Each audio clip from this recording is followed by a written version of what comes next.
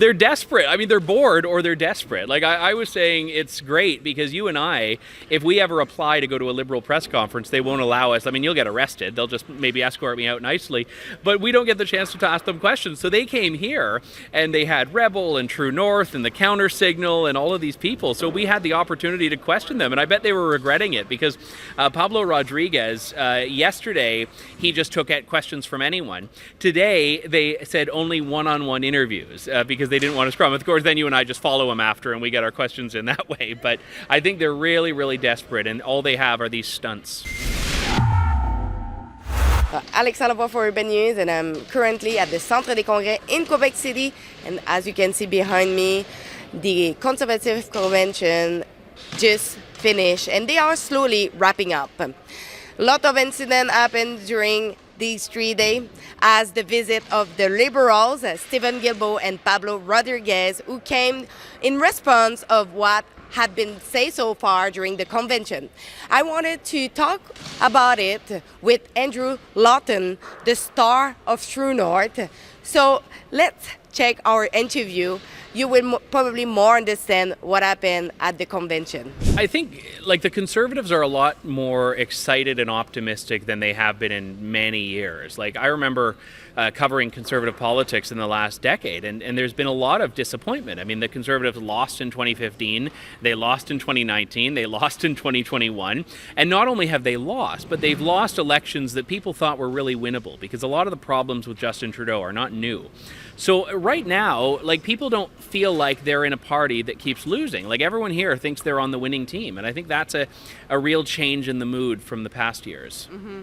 And what is your thought about the multiple visit of the Liberal in front of the Centre des Congrès? Yeah. They're desperate. I mean, they're bored or they're desperate. Like I was saying, it's great because you and I, if we ever apply to go to a Liberal press conference, they won't allow us. I mean, you'll get arrested. They'll just maybe escort me out nicely, but we don't get the chance to ask them questions. So they came here and they had Rebel and True North and the Counter Signal and all of these people. So we had the opportunity to question them, and I bet they were regretting it because Pablo Rodriguez, yesterday, he just took questions from anyone.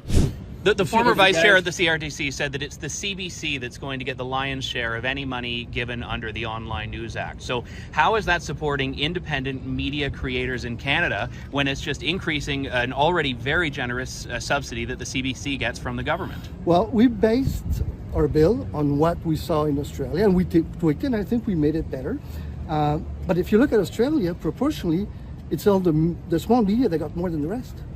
But that's not what experts are saying in Canada will happen. They're saying CBC will get even more money of that. Those are against the bill, but when you speak to the people in Australia, and we brought some of their experts But here, these are Canadian experts. And they went to the committees, it's the same structure, and they went to the committees and they said proportionally all the small media got more.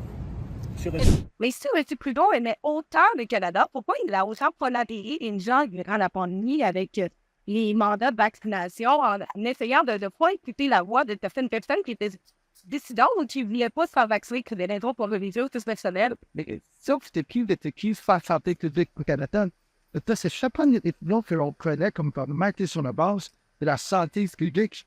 Il n'y avait pas de choix idéologique. C'était pour protéger les Canadiens. Il fallait le faire. Et désolé pour tous les pays de chez eux l'ont fait également. Today, they said only one-on-one interviews because they didn't want to scrum. Of course, then you and I just follow them after and we get our questions in that way. But I think they're really, really desperate, and all they have are these stunts. Do you feel like they are scared right now to see the polls that are rising for the Conservative and going down for the Liberals? Do you think now they are really scared? Oh, they should be. Like, they should be scared. These are not numbers that are easily reversed because it's not just one or two polls. Every single poll that's come out in the last few weeks has shown the Conservatives well within reach of victory. But I think it's funny how their messaging doesn't really evolve. Like Pablo Rodriguez, after Pierre Poilievre spoke last night, he came out and he said it sounded like it was Republican and far right. Like he was talking about housing and, you know, young people being able to afford a home. Like that's not a far right message. So that is not a line of argument that is going to work with people. And it really just seems pathetic at this point. What do you think about the fact that Mr. Pablo Rodriguez came today and his speech was just about abortion? Yeah.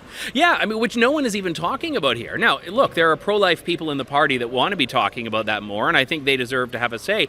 But this is not even an issue that is relevant. It wasn't mentioned once in the policy discussions today. More importantly, it's not an issue that Pierre Poilievre is running on and has actually tamped down on anyone doing that. So it really is desperate. Like, they only have three tricks. They say far right, they say abortion, and they say assault rifles. And we've already got two of the three in the span of like 12 hours. And what about the multiple policy? We were able to feel that some of the policy were really controversial. Did you feel the same way that some of the policy, some people were like playing as they don't really want to talk about it, just in case that media are using it against the party? Yeah, and it was a weird argument because, like, if you oppose a policy, say you oppose a policy, and this is why I think it's wrong. But what some people were saying, you're right, especially some of the delegates from Atlantic Canada and Quebec were, well, the Liberals want us to be talking about this, so we shouldn't do it. Or if we talk about this, people will be mean to us. And I'm like, take stock of what you stand for and sell that. Because, you know, the last election with Aaron O'Toole as leader was the prime example of what happens when a party tries to govern based on what it thinks will make it likable. He put the policies that he thought would make the media nice to him, the policies he thought would make people on the left like him, and he lost. It doesn't work.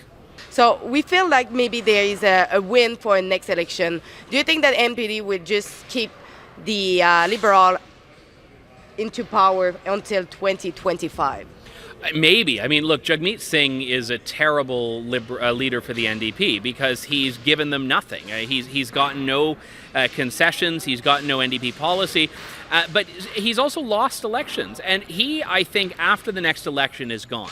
Like, I just don't think they'll keep him on as leader, which means that he needs to keep this status quo, this arrangement in effect for him to keep his job. Because if he's gone after the next election and he knows it, then really he just wants to make that election as late as possible. And the NDP chronically do not have a lot of money, and it's expensive to run a campaign, and they just don't have the money. So I think for Jagmeet Singh, the incentive is definitely just to stay there as long as possible, which is until 2025. As probably Trudeau. Yeah, well, yeah, that's the thing as well. But I think Trudeau, I mean, the Liberals surely will be looking at him and saying that this guy's got to get out of here, but it hasn't happened yet. So don't forget, if you want to support our journalism, you can do so at rebelfieldreport.com. On this website, you can see our report, share your email to avoid the censorship, and you can make a donation if you believe that Rebel News is important and we need you to continue our journalism.